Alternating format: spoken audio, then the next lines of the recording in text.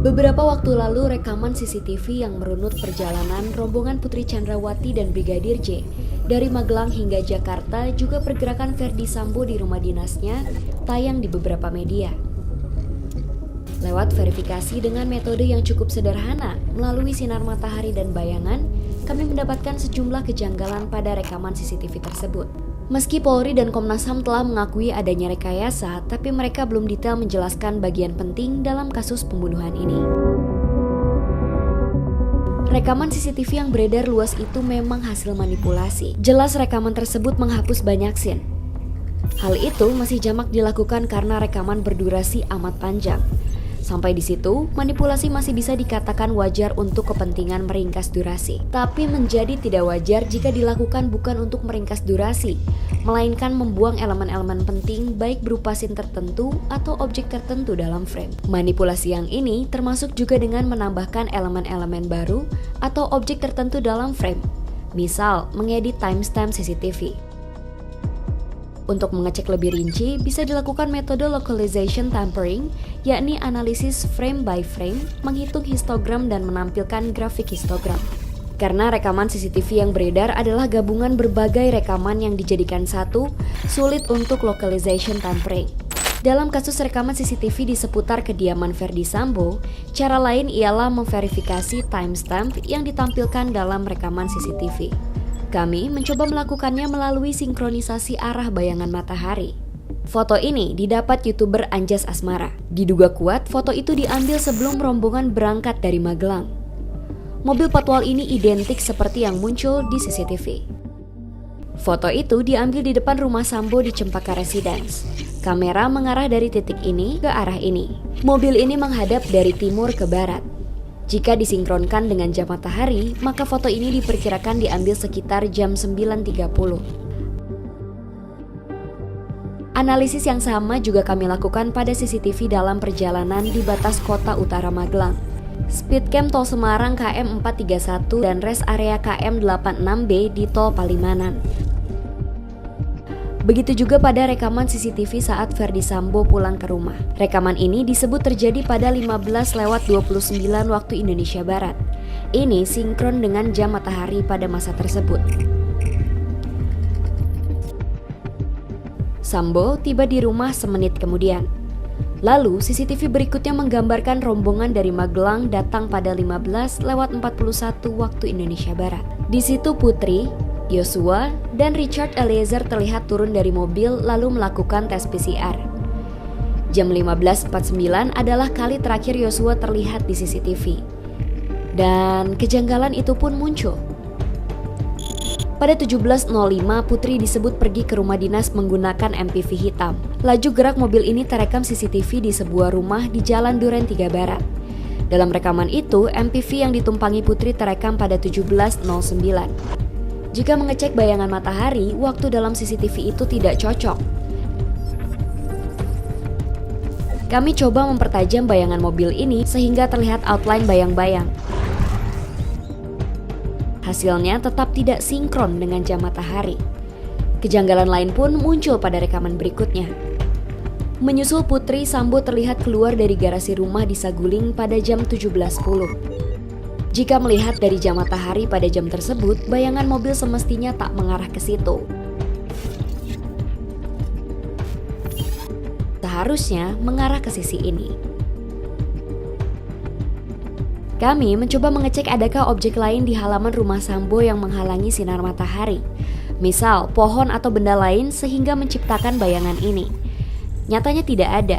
Ini memang bayangan mobil Verdi Sambo. Jika disinkronkan dengan jam matahari, bayangan mobil mengarah ke titik tersebut lebih cocok terjadi dalam rentang jam 11 hingga jam 3 sore, bukan 17:10. Kuat dugaan rekaman CCTV tidak diambil pada jam 5 sore, seperti yang tertera dalam CCTV tersebut. Indikasi kejanggalan ini sudah diendus Komnas HAM ketika mereka menerima rekaman itu. Ini kami nggak merasa puas dengan CCTV yang kami terima. Ya, itu dia akui misalnya ketika seolah-olah dia kan pergi ke satu tempat bukan rumah dinas ya. Terus kemudian kalau dilihat di CCTV itu kan patwalnya berhenti. Sebelumnya dibangun keterangan bahwa dia ditelepon setelah terjadi kekerasan seksual dan tembak-menembak. Tapi itu akhirnya diakuinya bahwa sebetulnya itu adalah skenario yang dia buat. Lantas siapa yang melakukan ini semua? Mabes Polri sudah terang-terangan menyebut rekaman CCTV tersebut adalah rekaman yang disita dan disusun oleh Polda Metro Jaya.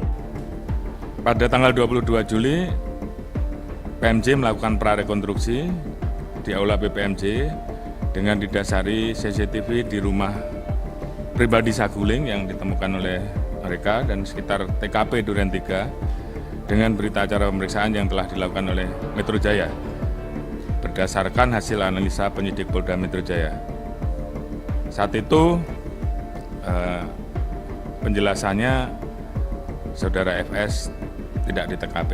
Selanjutnya pada tanggal 23 Juli dilakukan olah TKP gabungan Polda Metro dan Bareskrim untuk melihat kesesuaian hasil prarekonstruksi. Hasil olah TKP ini menunjukkan inkonsistensi keterangan-keterangan dari prarekonstruksi yang dikumpulkan oleh penyidik Polda Metro Jaya. Sebelum beredar, rekaman CCTV sempat diputar Polda Metro Jaya saat mengundang Lembaga Perlindungan Saksi dan Korban atau LPSK. Pertemuan ini terjadi pada 29 Juli di ruang rapat Direktorat Reserse Kriminal Umum Polda Metro Jaya.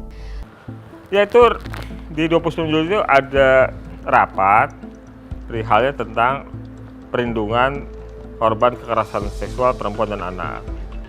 Rapat itu pada intinya tidak membahas hal umum menyangkut perlindungan terhadap perempuan dan anak menjadi korban kekerasan, tetapi dikhususkan itu membahas Ibu PC. Jadi rapat itu hanya membicarakan soal Ibu PC dan mendorong, si pengundangnya mendorong agar LPSK segera melindungi Ibu PC.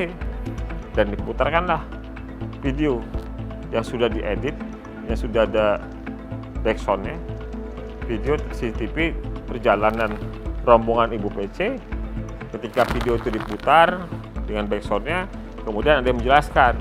Kalau menurut kami tujuannya untuk mempengaruhi terundang, untuk dalam suasana yang sama sebagaimana dibangun oleh naratornya, gitu, yang melakukan presentasi ketika video itu ditayangkan.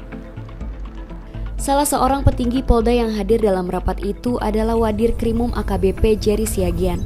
Belakangan, ia ditahan di Makobrimob karena diduga terlibat dalam manipulasi kebenaran kasus pembunuhan Yosua. Apakah perbuatan Jerry Siagian dan yang membantunya ini diketahui atasannya di Polda Metro Jaya? Dalam hal ini tentu saja, sang Kapolda Fadil Imran.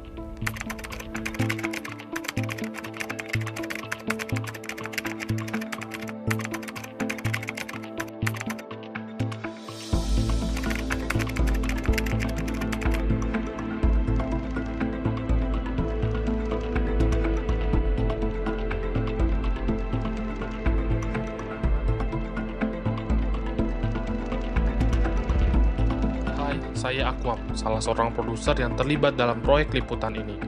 Proyek ini melakukan pengujian atas video kronologis yang awalnya dipublikasi oleh 2 televisi.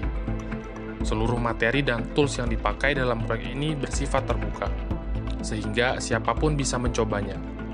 Selama beberapa tahun terakhir, kami intens membuat laporan investigasi yang berbasis sumber data terbuka. Beberapa di antaranya kamu bisa tonton dengan mengklik video di layar.